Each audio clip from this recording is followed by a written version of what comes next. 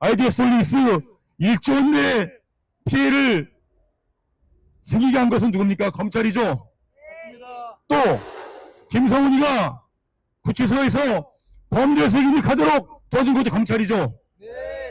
그리고 범죄 수익 은닉법 이성명이 깜빡이 나온 다음에 제2, 제3의 증권범죄를 저지르게 내일을 가지고 것도 역시 검찰이죠. 맞습니다. 1조 원대 사기를 저지르고도 감방 안에서 범죄 수익을 은닉한 김성훈 일당. 또 그 은닉 자금이 세탁되고 불어나 또 다른 피해를 양산하는 것으로 의심되고 있습니다. 저희의 지난 보도를 본 피해자들이 최근 기자회견을 열고 추가 고발장도 제출했습니다. 어디서부터 잘못된 걸까요? 우리는 한 전직 검사를 주목합니다.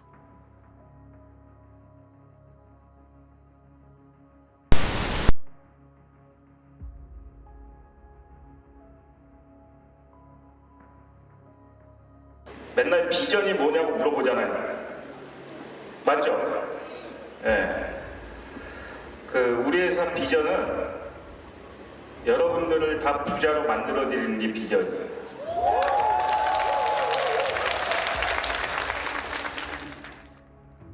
사람들 앞에서 내가 여러분을 다 부자로 만들어주겠다며 호언장담하는 이 남자.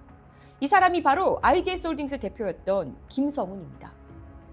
원금 보장과 매달 고정적인 수익금 지급을 약속하며 투자자들을 현혹했고 유력 정치인, 연예인들까지 동원돼 그의 홍보 수단이 되어 주었습니다. 하지만 전형적인 폰지 사기였죠. 김성훈은 결국 2017년 15년형을 확정받고 수감 중입니다. 그러나 감방 안에서도 검사의 묵인과 방조, 전관 변호사들의 보호 아래 범죄 수익을 은닉했고 그 돈이 시드머니가 돼 또 다른 피해자들을 양산하고 있는 정황, 보도에 기린 바가 있습니다. 이는 소위 친윤으로 분류되는 특수부 검사들의 잘못된 수사 관행과 전관들의 문제, 검찰의 보안 수사권이 얼마나 독이 될 수 있는지, 또 인적 청산 없는 검찰 개혁이 얼마나 의미 없는 일인지를 잘 보여줍니다. 검찰이 김성훈을 처음 기소한 건 2014년 9월이었습니다. 피해자들의 고발로 사기와 유사수신 혐의를 인정해 재판에 넘긴 건데요. 당시까지만 해도 피해액은 600억 원대였습니다. 원래는 2014년 9월 달에 IDS 홀딩스의 대표인 그 김성훈이가 672억 사기를 쳤다는 이유로 기소가 됐어요. 네. 근데 문제는 뭐냐면 670억 사기를 치고 불구속 기소가 된 거예요. 네, 맞습니다. 예. 그래서 1심에서도 집행유예, 2심에서도 집행유예 뭐 이런 식으로 쭉 받았거든요. 근데 문제는 뭐냐면 불구속 재판을 받고 계속적으로 그 시간이 끌다 보니까 김성훈이가 불구속 재판을 받았던 2년 동안의 기간 중에 추가로 1만 2천 명한테 또 1조 1천억 원의 사기를 또 친 거예요.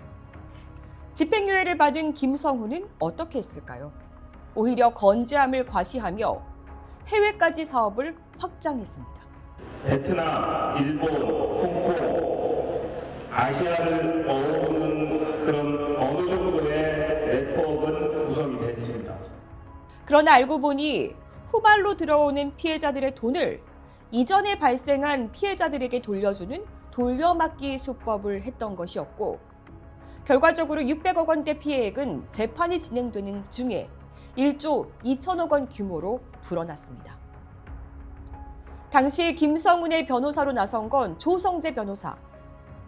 조성재 변호사는 후에 범죄 수익을 세탁하는 데도 조력한 법무법인 광평의 바로 그 변호사입니다.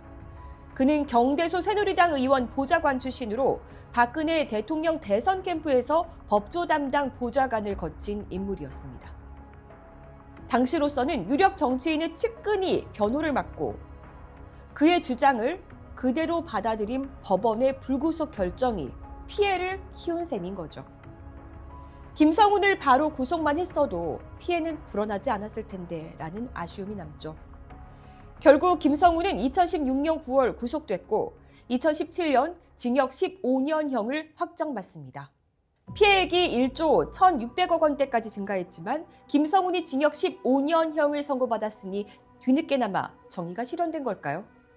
여러분이 아시는 것처럼 아니었습니다. 김성훈은 감방 안에서도 조력자들을 구해 범죄 수익을 은닉했습니다.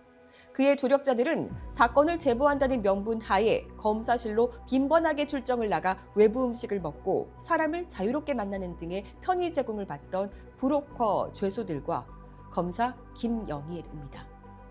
김영일 검사는 쌍방울 대북송금 사건, 성남FC 뇌물성 후원 의혹 등을 수사하며 조작 수사 의혹을 강하게 남긴 채 최근 친윤 송창진이 있는 법무법인으로 울타리를 옮겼습니다. 김영일 검사가 검사 시절 승승장구할 수 있었던 건 김성훈과 사건을 두고 일종의 거래를 했기 때문이라고 피해자들은 입을 모았죠. 김영일과 일조원지 사기 주범 김성훈은 어떻게 만나게 됐을까요? 잠시 2017년 10월로 돌아가 뉴스 하나를 보고 오시죠. 인사청탁을 받고 뒷돈을 챙긴 혐의를 받는 구은수 전 서울지방경찰청장은 구속됐습니다. 이 사건을 수사한 검사는 김영일. 당시 이 사건을 김영일에게 제보한 건 다름 아닌 IDS홀딩스 대표였던 김성훈입니다. 김영일 방에 수시로 드나들던 브로커 재소자 한 씨가 같은 방에 있던 김성훈을 김영일에게 소개시켜줬고 김성훈은 내가 경찰에 뇌물을 줬다며 김영일 검사 앞에서 자신의 사건을 자백한 겁니다. 당시 김영일 검사는 방위사업부에 있었지만 전혀 관련도 없는 김성훈을 방으로 줄기차게 부릅니다. 그리고는 김성훈이 뇌물을 줬다는 인물들을 차례로 기소하면서 승승장구했습니다. 당시는 문재인 정권 출범 이후 검찰개혁의 일환으로 검경수사권 조정이 화두가 되고 있었습니다. 그러니까 김영일은 검사 조직 내부에서는 환영을 받았겠죠. 당시 서울중앙지검장은 윤석열, 검찰이 경찰 길들이기를 한다는 지적도 나왔습니다. 대통령께서 내년부터 검경수사권 조정을 본격적으로 하겠다 하는 말씀을 발표하며 들었죠. 그런데 이렇게 되면은 항상 검찰은 경찰 길들이기를 해요. 구원수 IDS 사건을 특수 일부에 배당을 합니다. 그러셨죠?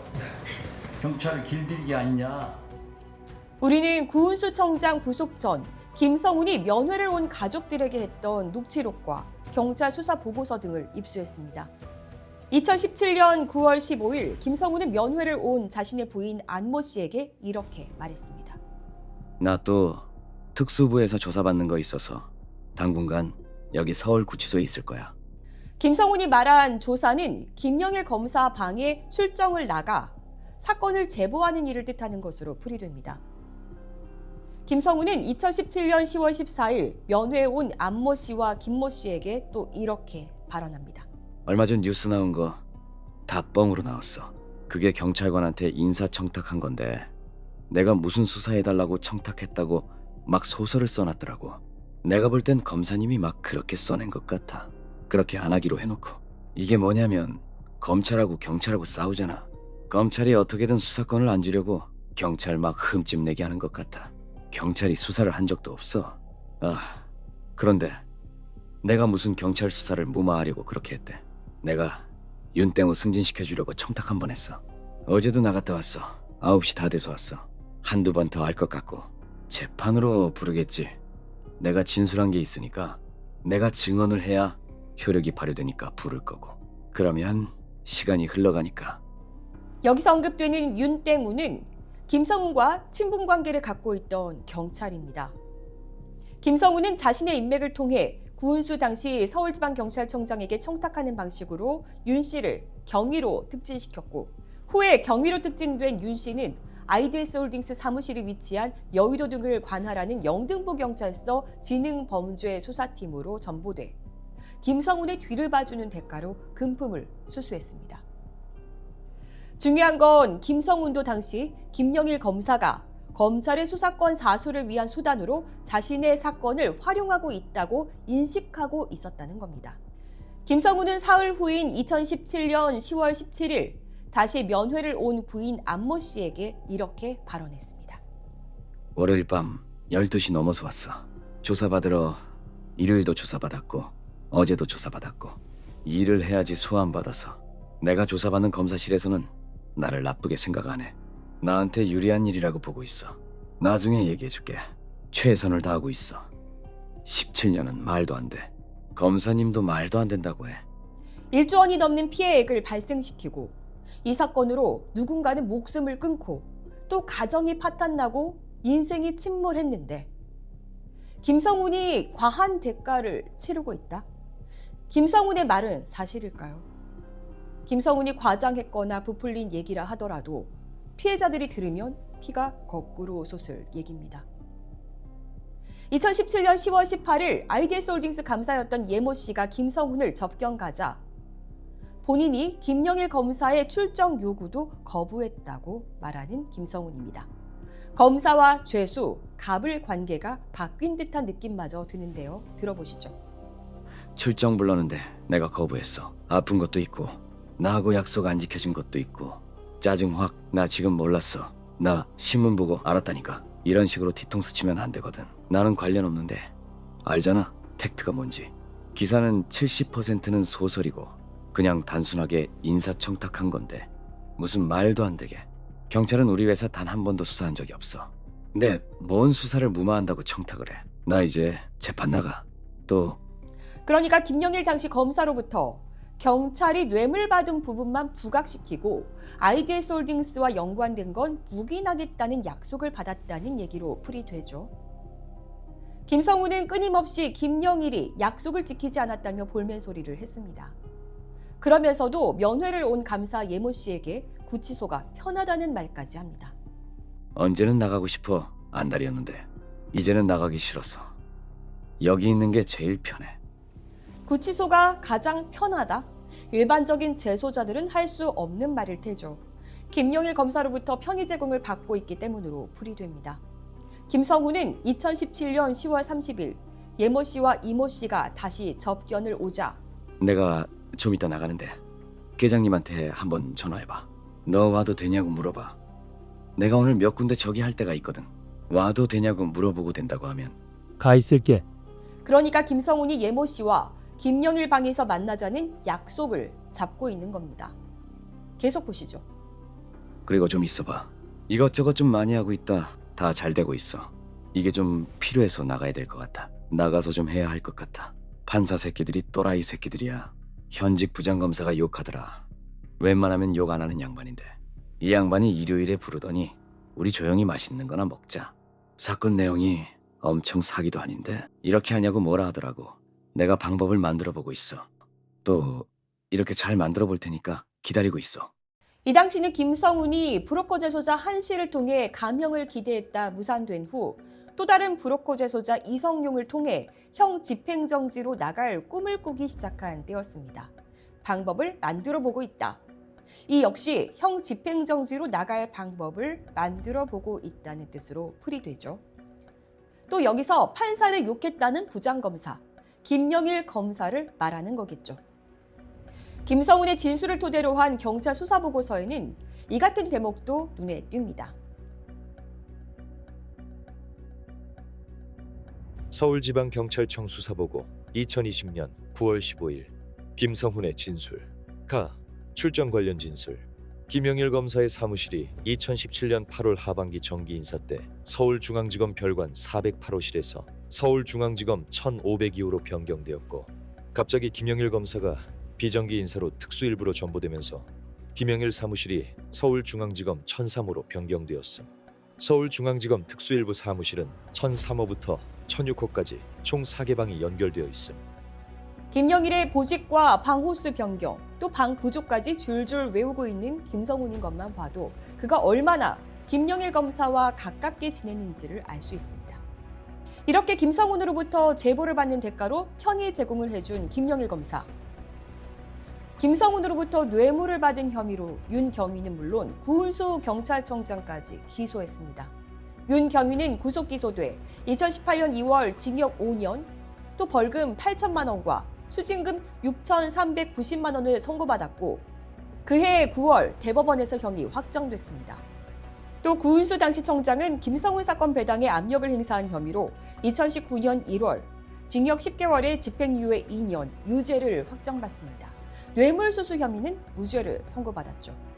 그런데 이들의 형이 확정될 동안 김성훈은 이 건으로 기소조차 되지 않았습니다. 강남경찰서에 근무하면서 김성훈을 알았어요. 그다음부터 김성훈하고 친해지면서 경찰 내에서 김성훈의 소락시라고 활동했던 거예요.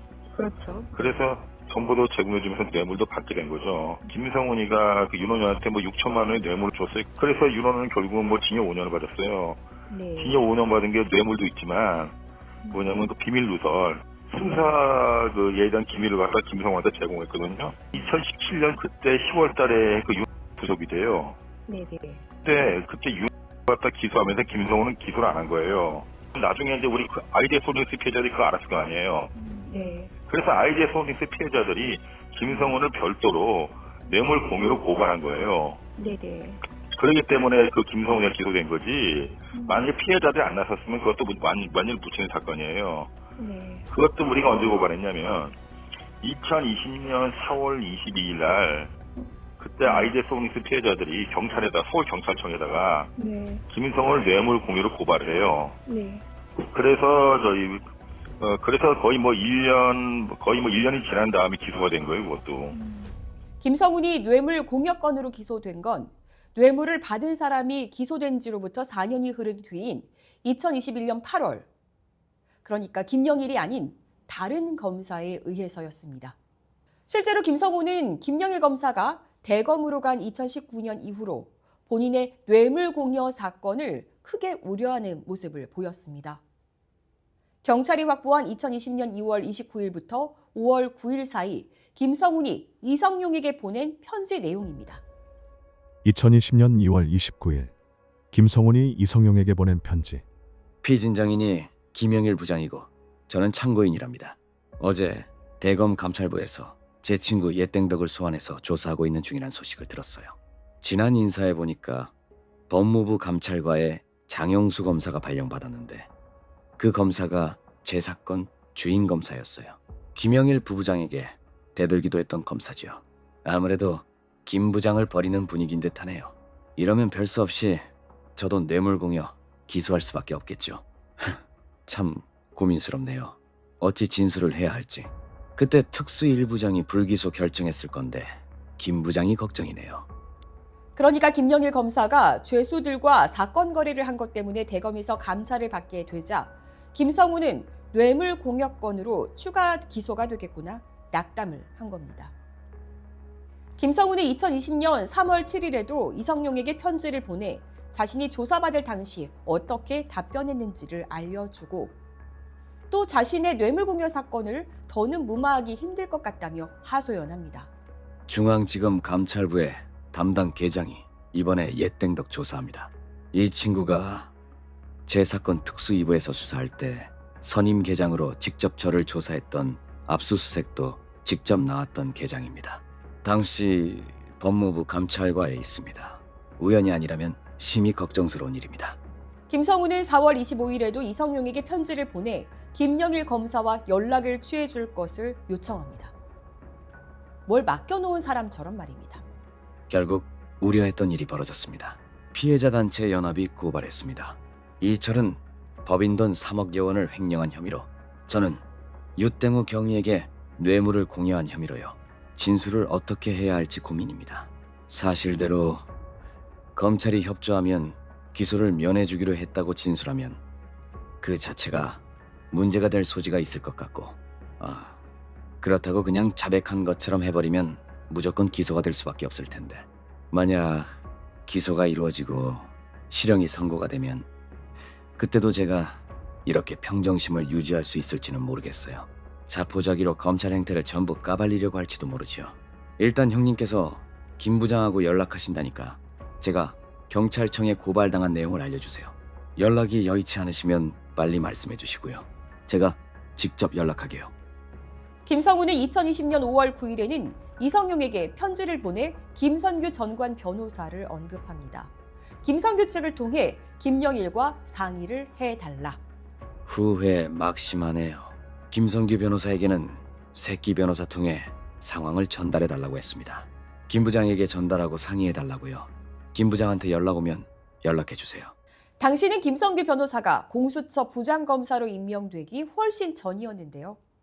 김성훈에게는 가장 믿을 수 있는 변호인이 김선규였던 것 같죠. 실제로 김성훈의 부탁을 받은 이성용은 김영일 검사에게 직접 편지도 보냈습니다. 그리고 바지 사장 김땡봉을 통해 대검으로 간 김영일 검사와 연락을 계속 주고받았습니다. 이성용 휴대폰에서 발견된 김영일 검사에게 보낸 편지 초안입니다. 존경하는 김 부장님, 오늘 서신 드리는 이유는 김성훈이 피해자 연합회에서 윤땡우 경위에게 뇌물 공여한 혐의로 고발당했다고 합니다. 김성훈이 검찰에 수사 협조하여 검찰에서 김성훈이를 뇌물 공여 혐의로 처벌 안 해서 고발한다는 내용입니다.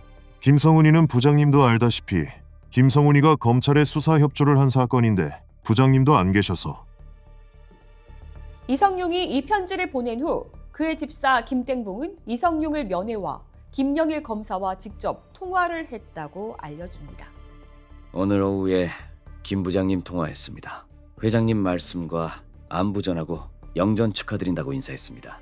부장님이 회장님 편지 받았다며 잘 알았다고 했습니다. 김땡봉은 2019년 10월 1일에도 이성용을 면회 가서 김 부장님과 통화했는데 회장님 말씀 전하니 잘 알겠다라고 했습니다. 라고 했고 2019년 10월 9일에는 회장님, 어제 김 부장님께서 자리에 안 계셔서 통화를 못했습니다. 라며 김영일 검사와 수시로 통화한 흔적을 남겼습니다. 김영일 검사는 이성용과 매우 각별한 사이였던 것으로 보이죠. 그의 바지 사장과는 통화도 하는 사이라니 놀랍습니다. 김영일 검사의 회신을 받은 이성용은 김성훈에게 편지를 보내 그를 안심시키기도 했습니다. 형이 김 부장께 지난주 서신 등기를 보냈고 이번 주 연락드리니 김 부장께서 회신 잘 받았고 알겠다라고 하였으니 아우 사건 너무 걱정 안 해도 될 것 같아. 요즘 검찰 위기잖아. 김 부장께 그동안 형이 한 일들이 KT 석채, 서유열 대표건과 정은호 등의 일들이 만약 형일까지 터지면 정말 검찰 조직 와해되고 총장도 사표해야 할 것 거야. 형이 검찰에 출정 다닌 횟수가 대한민국 넘버원이야. 출정 횟수가 1000번이 넘어. 그러니 이번 아우 윤영훈 뇌물건을 검찰이 뒤통수치고 아우를 기소하려고 든다면 형이 검찰을 완전 아우를 위해 완전히 작살낼 것이니 전혀 걱정하지 마. 물론 이성용의 과대 포장이 어느 정도 있었을지도 모릅니다. 하지만 이성용이 2009년 인천지검 김선규 검사실과 후임으로 온 김영일 검사실에 줄기차게 출정을 다니며 사건 거래를 했다는 건 부인하기 어려운 일이죠.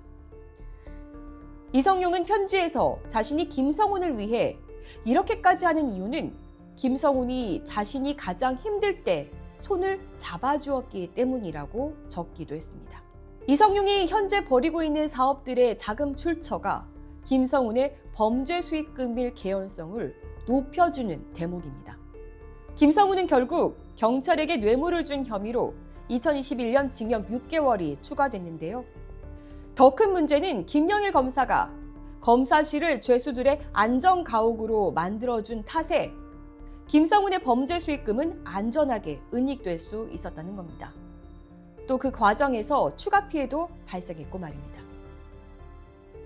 김영일 검사실에서 함께 출정을 다니던 브로커 재소자 한모 씨는 김성훈의 범죄 수익금 27억 원을 가지고 피해자들에게 또 다른 사기를 쳤었죠.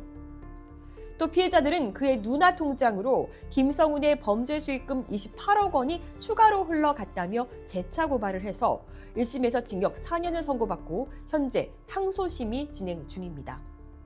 또 다른 브로커 재소자 이성용은 김성훈의 자금으로 CP홀딩스라는 법인을 세운 후 약 29억 원을 세탁했습니다. 또 CP홀딩스는 법인명을 유콘파트너스로 바꿔 파맵신 등 상장 기업들을 기업 사냥하고 있는 정황, 지난 보도에서 보여드린 바가 있습니다. 검사실을 죄수들의 사랑방처럼 열어주며 외부와 자유롭게 소통할 수 있게 해준 김영일 검사. 검찰 조직 전체의 구조적 문제는 아닐까요? 경찰이라는 조직보다 검찰이라는 과거 조직이 아주 많이 폐쇄적이잖아요. 입구부터 폐쇄적이고 들어가는 것도 어렵습니다. 그러니까 자기들 내부에서 사건을 소위 말해서 만들어갈 수 있는 구조가 더 될 수 있다라는 거죠. 그러다 보니까 이 위에서 어떤 식의 명확하든 혹은 불명확하든 어떤 오더가 왔을 경우에 당연히 검사들은 평검사로 남고 싶지는 않을 테고 당연히 입심양명의 어떤 목표가 있는 대부분의 사람들이 공부를 해서 검사가 됐을 거 아니에요. 그러다 보면 이게 정당한지 부당한지 모르겠으나 자기네들 조직 내에서 본인들을 보호해 줄 것으로 당연히 예상을 하고 약간 정확하지 않은 방향 혹은 그들이 원하는 방향으로 사건을 만들어갈 수 있는 거죠. 김영일 검사는 일말의 양심의 가책이라도 느끼고 있을까요? 네. 여보세요. 네. 네, 김영일 검사님이시죠? 누구신가요? 아유, 네, 저는 권지현 기자라고 하는데요. 뉴탐사에서 일하고 있고요. 어디요? 뉴탐사의 권지현 기자라고 하는데요. 아이고, 기자님들하고 저 통화 안 합니다. 예, 꼭 여쭤봐야 되는데요. 그 IDS 홀딩스 김성훈 출정 나오게 하셨던 여보세요? 그거는 이미 다 사건사 종결됐고, 저 기자분들하고는 통화 안 하거든요. 예, 죄송합니다. 아니, 뭐 숨겨지는 게 있으신가요? 여보세요? 아니, 제가 기자님들하고 통화 안 한다고 말씀드렸는데. 아니, 근데 꼭 여쭤봐야 될 게 있어서요. 그거는 뭐 다른 분들한테 여쭤보시고. 그 검사님이 말하셔야 되는 부분이. 제가 그거 다 해서, 네. 공수처라든지 관련된 데가 다 이야기했고, 그걸로 해서 사건 처분 당하지 않습니까? 왜 그러십니까, 진짜? 공수처장이셨던 김성규 변호사님도 잘 아시죠? 김성규 누군데요? 김성규 변호사님 잘 아시죠? 네네네. 자, 아무튼 저는 그 기자님들하고 통화 안 한다고 말씀드렸거든요. 죄송합니다. 여보세요? 의문은 또 있습니다. 저희가 입수한 경찰 수사 보고서에는 김영일 검사 방으로 출정을 다니던 이성용이 CP홀딩스 이사였던 소땡석에게 보낸 편지 2통도 포함되어 있는데요. 이성용은 소 씨에게 이런 내용의 편지를 보냈습니다. 김성훈 IDS 홀딩스 대표가 형에게 자금 3억 줘서 대검에 계시는 김영일 부장께 돈 줬다는 내용의 진정이 있어 조사하는 중이다. 진정이는 당시 김영일 검사 방에 함께 출정을 다니던 또 다른 재소자. 물론 김영일 검사가 김성훈의 돈을 받았다는 증거는 없습니다. 문제는 이 내용을 경찰도 수사를 하려 했지만 영장 청구권이 없는 경찰로서는 전혀 접근조차 할 수 없는 영역이었던 듯합니다. 결국 김영일 검사에게 물어봐야겠죠. 그에게 다시 연락도 취해보고 찾아가 보기도 했습니다. 여보세요? 네, 변호사님 안녕하세요. 네, 변호사님 그 이성용 씨 계속 출정시키셔가지고 그동안 봐주신 것 때문에 계속 그 돈이 외부에 김성훈 돈이 이렇게 불어나고 있고 다른 피해자들 양산하고 있는데 혹시 알고 계세요? 본인이 누군지나 이야기하고 이야기하는 거 아니에요? 아, 그렇군요. 제가 인사를 못 드렸네요. 저 뉴탐사의 권지현 기자라고 하는데요. 대검에서 예전에 김성훈의 돈 3억 받았다고 진정 들어왔던 거 혹시 알고 계세요?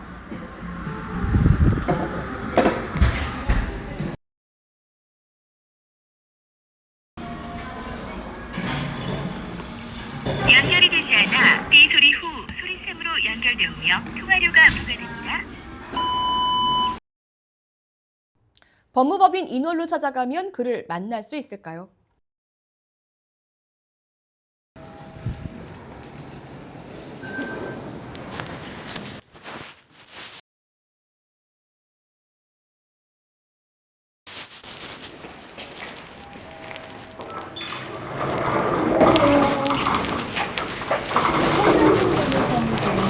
김영일 변호사님 오셨나요?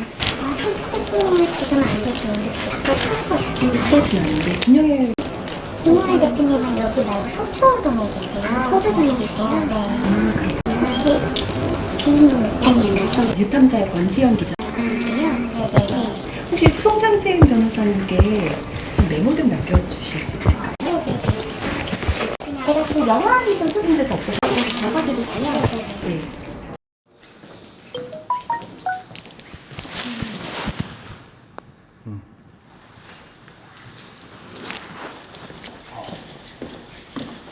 여기가 410호. 네.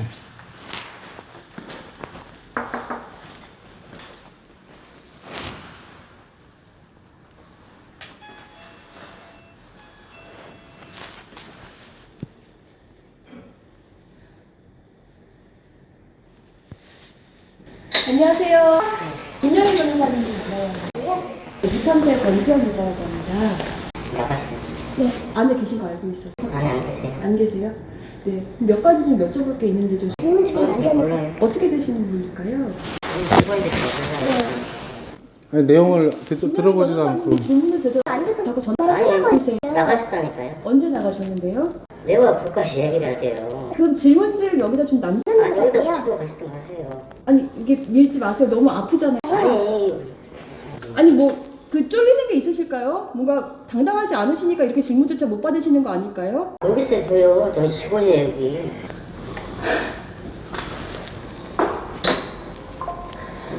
네, 이렇게 번번이 거부하고 있습니다. 네. 이 자체가 또 답변이겠죠. 연락을 피하기만 하는 김영일 전 검사. 카톡으로 질의를 보내봤습니다. 김영일 변호사님 안녕하세요. 뉴탐사와 협업 중인 권지현 기자입니다. 항상 그냥 끊어버리셔서 톡으로 질의드립니다. 변호사님의 입장을 충분히 청취하고 싶으니 꼭 답변 부탁드립니다. 재소자들을 검사실로 불러 사건 거래하면서 편의 제공 주셨고 이 때문에 김성훈은 범죄 자금을 은닉할 수 있었습니다. 어떻게 생각하시는지요? 변호사님께서 검사 시절 검사실을 죄수들의 사랑방처럼 열어주신 것 때문에 김성훈의 범죄 수익이 외부에서 세탁돼 현재도 불어나고 또 다른 피해자를 양산하고 있는 것으로 보입니다. 실제 이런 상황이 확인된다면 피해자들에게 사과하고 책임을 지실 의향이 있으신지요? 과거 뇌물을 수수한 윤경위를 기소하면서 김성훈을 기소하지 않은 이유는 무엇입니까? 검사 시절 변호사님이 김성훈의 돈 3억 원을 받았다는 진정이 있었습니다.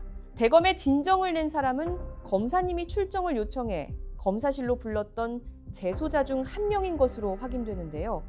이 사실 알고 계셨습니까? 당시 이 건으로 조사 받으셨는지요? 개인적으로 검사님이 돈을 받았다고 믿고 싶진 않습니다. 그럼에도 변호사님을 둘러싸고 이런 진정까지 제기됐던 상황, 무엇 때문이라고 보시는지요? 공수처에 고발됐지만 무혐의 받으셨습니다.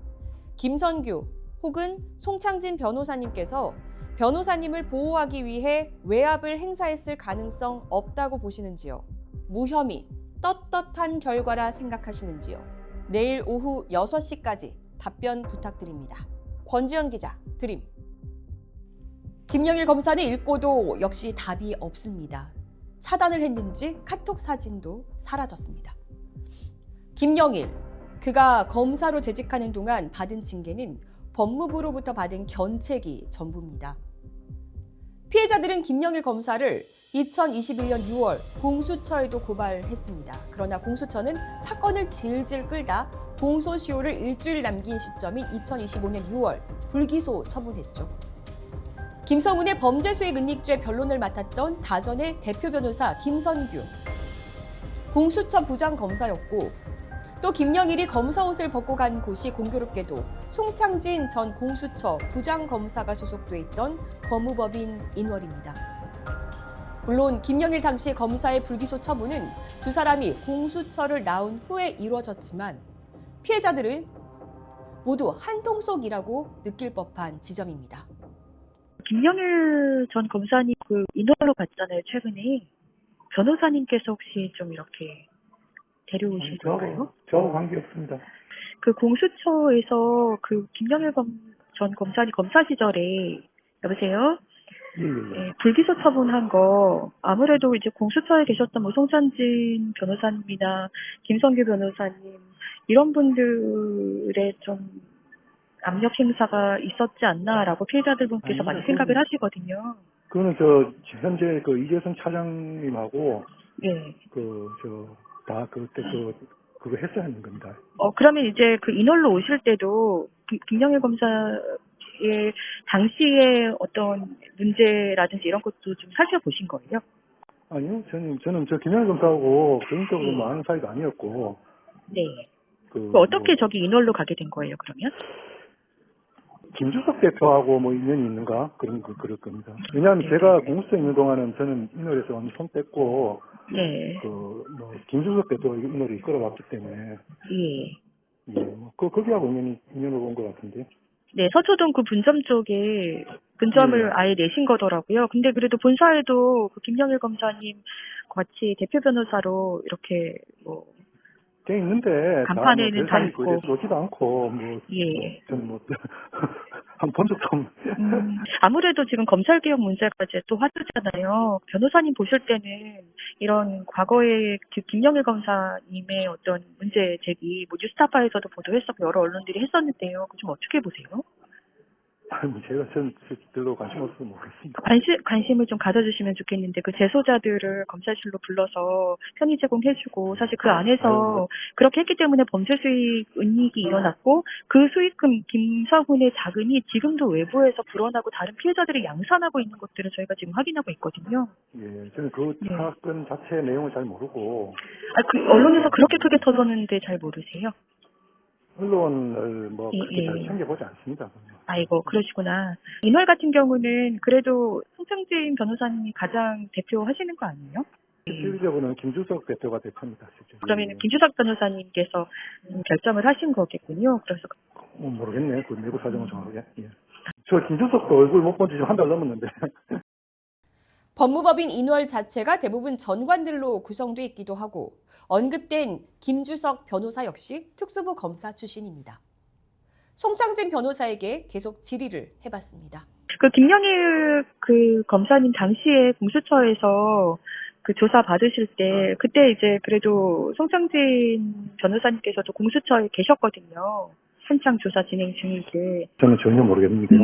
그런 류의 사건들이 굉장히 많았기 때문에 그렇게 제출되는 사건들이 많았기 때문에 특별히 막 진행하고 있는 이런 사건 아니면은 김영일 사건은 전혀 뭐 제 기억이나 그 인식 속에 없는 사건이었습니다. 근데 김성규 변호사님이랑은 친하시잖아요. 그것도 모르겠는데요. 아니 김성규 변호사님께서. 아 저요? 네. 저는 친분 있죠. 예. 김성규 변호사님이 김성훈의 변호인이셨거든요.